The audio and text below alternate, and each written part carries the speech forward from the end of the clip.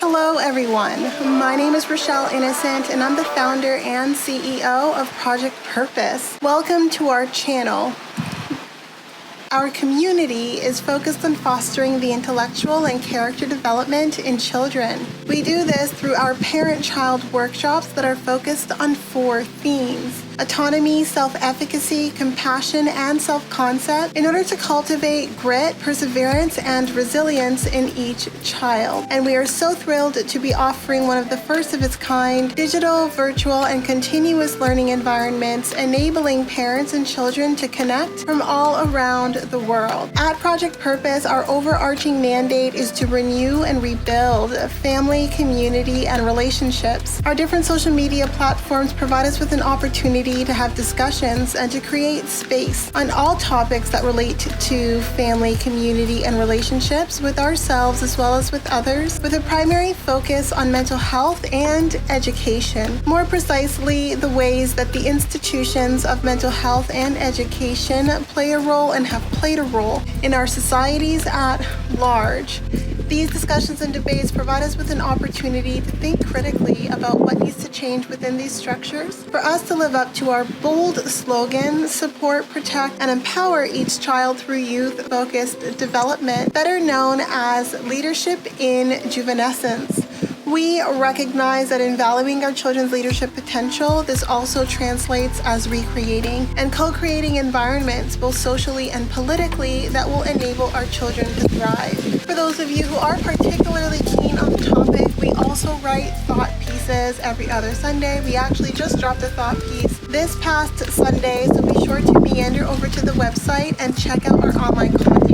Now, if it is the case that you are looking for a listening alternative, well, we're available wherever podcasts are playing, and we provided you with access to a few links down below. Now, as is the convention, be sure to subscribe, hit that post notification bell so that you are aware of every time we post. And of course, if you like these conversations and you want to keep them going, like, comment, and share this segment. Let's get into it. Allô les meufs et les mecs. Hello ladies and gentlemen, and welcome back to another segment here on Project Purpose. For those of you who are new, we cover topics that relate to mental health, mental wellness, and education on a week-by-week basis. And today's topic of discussion is mental health. And on the topic of mental health this week, I'm going to talk about the life transitions that we go through that can surprise us. And I think that we often assume that life transitions are collective moments that we capture, these perfect milestone moments that are always sunshine and rainbows, but life transitions can be hard days as well. They can be some of the tough moments and some of the things that can happen that are unexpected. And they're also a large in part, these life transitions are what keep us apart. They're some of the non-shared experiences that really do change the way that we see the world around us, that can transform the way that we see the world around us, and that can either help us grow together with the people that we are connected to or grow apart from those people. So I want to talk a little bit about these life transitions and the ones that stand apart. So even if it is the case that we're all going to experience these life transitions at some point in time, the experience of said transitions are going to impact each of us in a very different way. So one of the key life transitions that I think is super critical that we talk very little about is grief. So I think grief is one of those life transitions that can happen at any point in time in our lives. Grief doesn't wait for us to be old enough to understand the tenets that surround it. So grief can be the response to a death in the family. It can be a response to a loss, a shift in family dynamics, a shift in dynamics even in any of the groups that you partake in, like if it's that you've lost a leader or there's a change, like these changes that are so sudden but that also translate as loss. So grief, I think, and loss go hand in hand. When we experience a loss that is unexpected or even the losses that are expected, our response is with grief. And depending how jarring, how prepared we felt for that grief, it can really have a significant impact on our mental health and on our sense of self. It can impact the way that we navigate and that we orient in the world around us. But grief is so crucial. It is so important. And I used to be someone who really just didn't like to subject myself to any of the negative feelings. I've realized that I programmed myself. Like anytime I feel any level of sadness or fear or discomfort, I quickly find something to cheer me up, which I don't think is like the most adaptive response. Like I've learned that it's important for me to give myself an opportunity to sit in my grief and not to just avoid it. But grief is one of those things where it is an upheaval of emotion in response to the loss. It is our body, mind, soul's way of grieving the loss and the change that loss is going to create. It's a commemoration of the absence of the person that held significance in your life, whether that absence is a result of a death or a result of a betrayal or a result of a shift or a change that is beyond your realm of control. It doesn't really matter. Grief is still a significant process that we go through that can cycle anywhere from a week to a couple of years, right? Like there's no real definitive timeline for grief. It is a life transition that will shift us. It will change us and will mark us, but it can mark us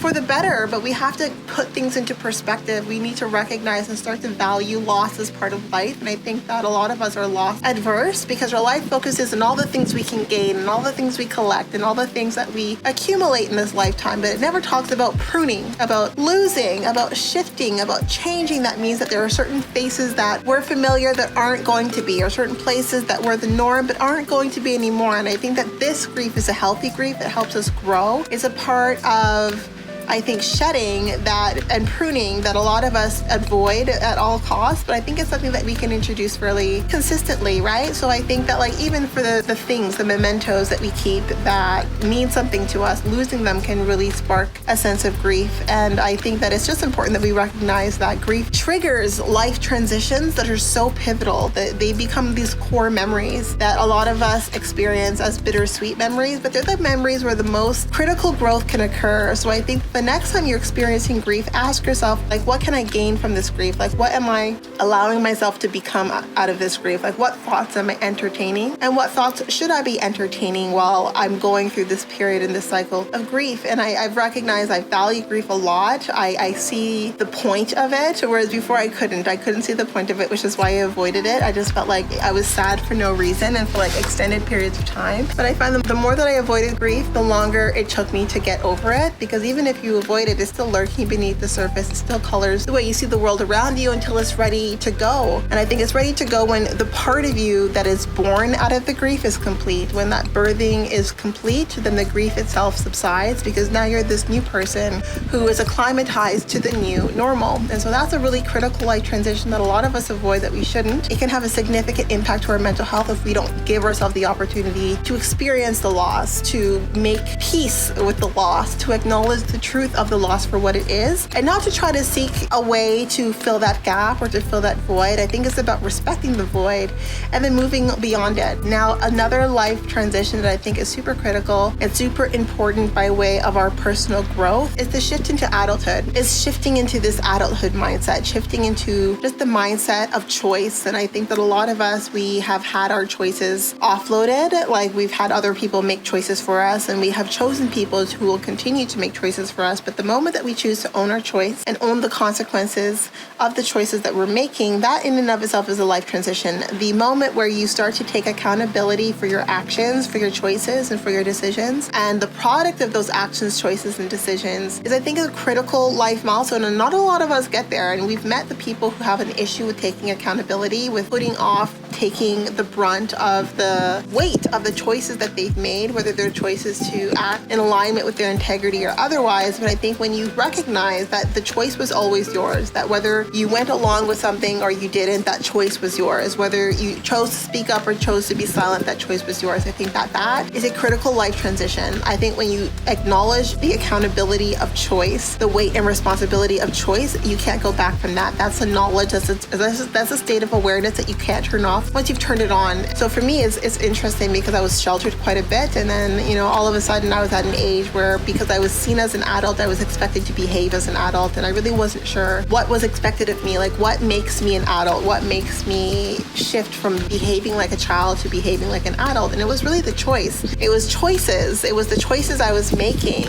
and the choices I was making in how I decided to show up in different spaces. And before, I was choosing to show up as a child because I was given that leeway. I was able to show up as a child, but as I became a young adult and the expectations on me were changing, people couldn't look at me and immediately recognize that I was a child. So because of that, I had to start recognizing, well, what cues was I missing? Like, what behavior should I kind of put in place so that not only do people take me as an adult, but they take me seriously as an adult, and they don't see me as an adult that they can exploit, that they can take advantage of. So I think choice was a really critical life milestone. It comes with a little bit of stress, at least, because you start to recognize that the weight of your choices is on your shoulders. There's no one that you can blame for the choices that you make but yourself. And when you're a child, there's a lot of people that you can blame. There's a lot of people who will assume blame as well. But as an adult, I think that this is a life transition that is critical, that hits each and every one of us at very different stages and phases in our life.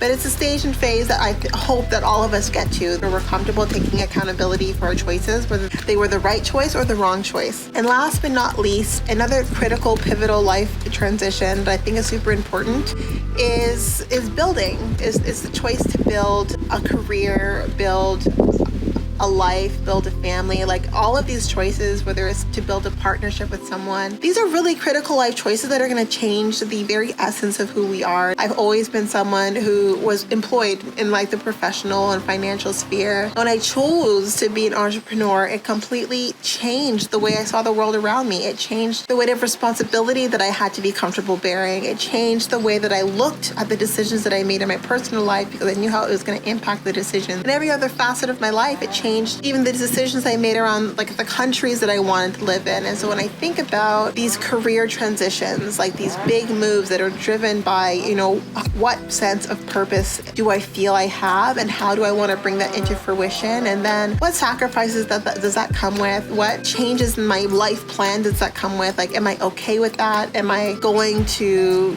pivot? Am I going to give myself room to pivot? Is it okay to have contingency planning? Like, weight and I guess the scope and the complexity of my decision making became all the more diverse because I chose the entrepreneurial route, and I didn't abandon my career path. Like, I do see a place for both of them, but I do remember I did a workshop, and I did this workshop while I was working in Marseille in France, and it was like this life workshop, and it was like, well, how do you envision your life? Like, what do you want in your life? And I remember I was like, I want my entrepreneurship, I want my career, I want my family, and I want my social circle to look kind of like this. Like, I was so specific as to what I wanted. And I think a lot about that workshop, because from that workshop, like, there were so many catalytic events, so many catalytic moments that brought me to this place where I feel like I'm going to gain those specific quadrants that I created in that workshop, and it's going to be the way that I idealized it. But I'm prepared for it. Like, life put me through, I think, a series of challenges, a series of tests, a series of like very intense growth through a lot of catastrophic events, to be quite honest with you, to bring me to this place where what I wanted, what I envisioned, which was healthy, it was beautiful, it was vibrant, I am now set up to not sabotage it. And I think so much about how, like, me feeling that like there was this passion, this vision that I wanted to bring into the world, and it meant that I had to like dip my toe into social entrepreneurship, but I wanted to hold on to my career, and I wanted to create a life that allowed room for both, because I am someone who doesn't believe in retirement. I think that we all need to bring meaning into the world to have a sense as to our own purpose. And I think that, like, if we're all just working to retire, then what's the point? It means that, like, if our time isn't borrowed, if our time isn't exchanged for something, then our time has no value. I mean, I just don't see the point of that. Like, I want to give my time into something that lives on, has a legacy. I don't want to just work and then at a certain age, the quality or the input that I have now is no longer needed. Like, I don't only want that to be the choice that I have. Like, I want my energy to go into something that will always be needed, that will always be valued. So it's important to me, for me, to have created something that is bigger than me, and to put my energy in places where the impact of my energy far extends the reach of my physical being. So because of that, my career transitions have been very, very significant life transitions, and they have utterly changed the landscape of my life and the trajectory that I'm on. So I wanted to leave you with those very key life transitions that I think are super important: the life transition around grief, the life transition around choice, and the life transition around career. I think that these are very significant life transitions that we don't talk enough about the weight and the responsibility of them. And the shift in perspective that they bring, and I wanted to have that conversation here with you and get your sense as to the significance of them as well. In any case, that was it, but definitely not all. Now, before letting you go, I would be remiss if I didn't let you know that we will be going live at least twice a month, every month for the foreseeable future on our Facebook page. So definitely be sure to tune in. Now, these events are paid events, so if you do see yourself participating in our community on an ongoing basis, then I do suggest that you take a look at one of our package plans. Yes, so we do offer package plans over and above our live events, as well as access to webinars and workshops, largely focused on self-mastery over and above these events. So check it out. Be part of our game changer community, being part of the change that you want to see, allowing us a small role to play in your journey. We are on the road to 1K, so we do invite you to follow us across all of our social media platforms, and we look forward to chatting with all of you very soon. We'll talk to you later.